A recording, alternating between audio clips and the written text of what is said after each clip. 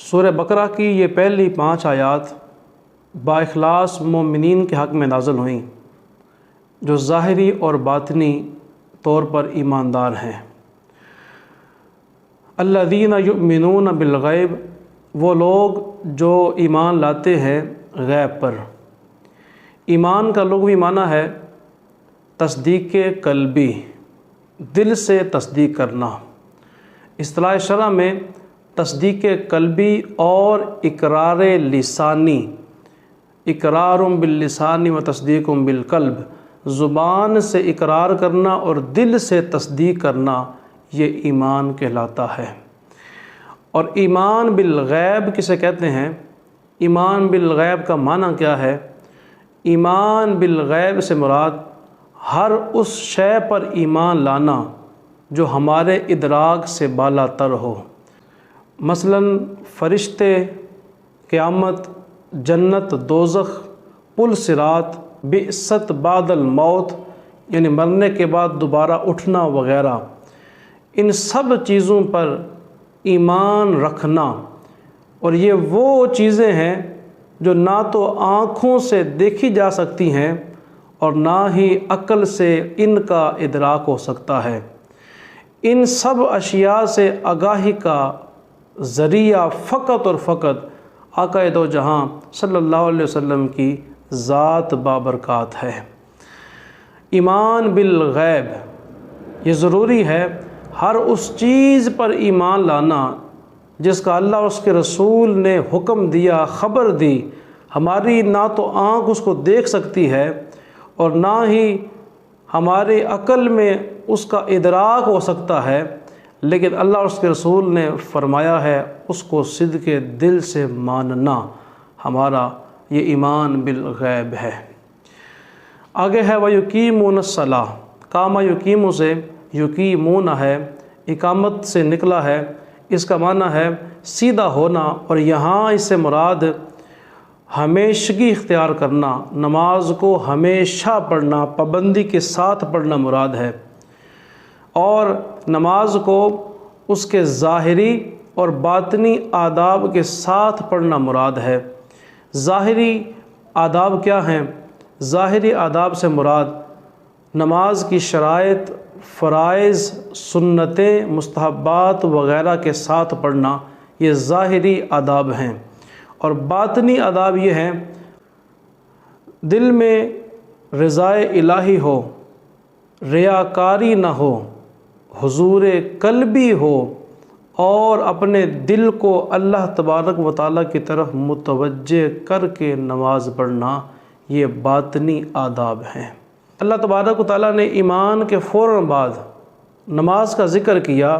اس میں حکمت یہ ہے، ایمان لانے کے بعد سب سے افضل و اعلیٰ جو کام ہے، وہ سب سے افضل و اعلیٰ جو عبادت ہے وہ نماز ہے، اور نماز ایسی عبادت ہے جو کہ تمام عبادتوں کا مجموعہ ہے۔ اس میں اللہ تبارک و تعالیٰ کی تعریف بھی ہے، اس میں تسبیحات بھی ہیں، تحلیلات بھی ہیں، درود پاک بھی ہے، گویا کہ ہر وہ عبادت جو تمام عبادتوں کا مجموعہ ہے وہ نماز ہے۔ اور نماز اللہ تبارک و تعالیٰ کی بارگاہ میں بڑی پیاری ایک عبادت ہے جو اللہ اور اس کے رسول کو بڑی محبوب ہے، پسند ہے، اس کی ہمیشہ پابندی کرنی چاہیے۔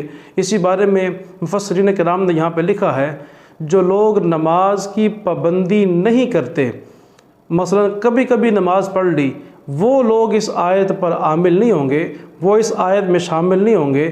اس سے مراد بلکہ قرآن میں جہاں بھی نماز کا ذکر آیا وہاں پہ یقیمون الصلاۃ کے ذریعے آیا، اور اس کا مطلب یہ ہے نماز کو ہمیشہ قائم کرنا، پابندی سے پڑھنا، یہ ہوتا ہے نماز قائم کرنا۔ تو جو لوگ نماز کو پابندی سے نہیں پڑھتے وہ لوگ اس آیت میں شامل نہیں ہوں گے، اس آیت پر عامل نہیں ہوں گے۔ اور اسی طرح مفسرین کرام نے یہ بھی لکھا ہے جو نماز کو مستحب وقت میں نہیں پڑھتے، نماز کی پاکی پلیتی کا خیال نہیں رکھتے، نماز کی سنتوں کو ادا نہیں کرتے، وہ لوگ بھی اس آیت سے خارج ہیں۔ اللہ تعالی ہمیں ہمیشہ پابندی سے نماز پڑھنے کی توفیق عطا فرمائے۔ اس کے آگے فرمایا وَمِمَّا رَزَقْنَاهُمْ يُنْفِقُونَ، اور وہ اس روزی سے، مما اس روزی سے، اس رزق سے، رزقناہم اللہ فرماتا ہے جو ہم نے ان کو دیا، ينفقون ہماری راہ میں خرچ کرتے ہیں۔ یہ بھی مومن کی صفت ہے۔ اس جملے میں مطلقاً فرمایا، ہر قسم کا اللہ کی راہ میں خرچ کرنا اس جملے میں آتا ہے۔ مثلاً فرض وہ رزق، وہ مال جو فرض ہے، مثلاً زکوٰۃ، وہ بھی اس کے اندر آ گیا۔ صدقہ فطر، صدقہ نفل، اس کی کئی قسمیں ہیں، مختلف اس کی صورتیں ہیں۔ حج پر خرچ کرنا، اس کے علاوہ ہر طرح کا خرچ کرنا اللہ کی رضا کے لیے اس میں شامل ہے، اور یہ مومن کی صفت ہے جو ہر طرح سے اللہ کی راہ میں خرچ کرتا ہے۔ والذین یؤمنون بما انزل الیک، اور وہ لوگ جو ایمان لاتے ہیں اس پر جو اے محبوب تمہاری طرف نازل کیا گیا۔ اس سے مراد قرآن پاک ہے اور رسول اللہ صلی اللہ علیہ وسلم کی احادیث مبارکہ ہیں۔ آپ پر نازل ہونے والی وحی الہام اور آپ کے خواب ہیں جو آپ دیکھتے اور آگے بیان کرتے، اور اسی طرح ہی ہوتا۔ ان سب چیزوں پر ایمان لانا ہے۔ بعض لوگ کہتے ہیں یہاں سے مراد صرف قرآن ہے، تو اگر قرآن ہوتا تو لفظ بالقرآن آتا، بلکہ ہر اس چیز پر ایمان لانا جو سرکار پہ نازل ہوئی، آپ کی احادیث، آپ پر نازل ہونے والی وحی، آپ پر الہام ہونا، آپ کو خواب اللہ کی طرف سے آنا، یہ سب چیزیں اللہ کی طرف سے ہیں، لہذا ان سب چیزوں پر ایمان لانا ضروری ہے۔ اس بما انزل الیک سے یہ سب چیزیں مراد ہیں۔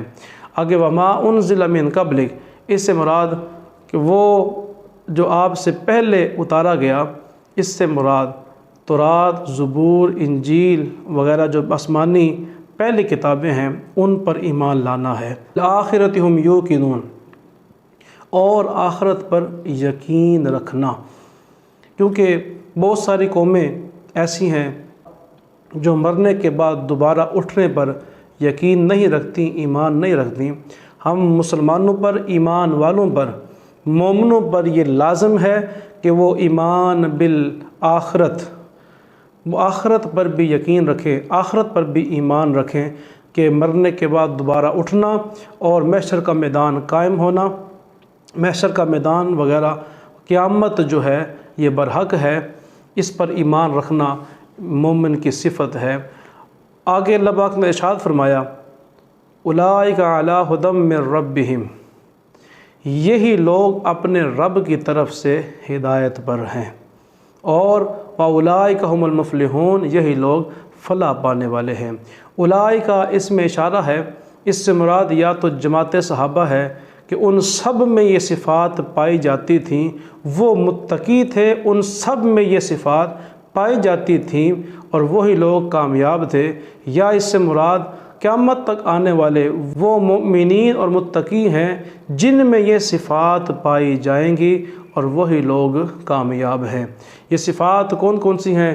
تقوی اختیار کرنا، ایمان بالغیب رکھنا، نماز قائم کرنا، اللہ کی راہ میں خرچ کرنا، اس پر ایمان رکھنا جو رسول اللہ صلی اللہ علیہ وسلم پر نازل ہوا اور جو آپ سے پہلے نازل ہوا، اور آخرت پر یقین رکھنا۔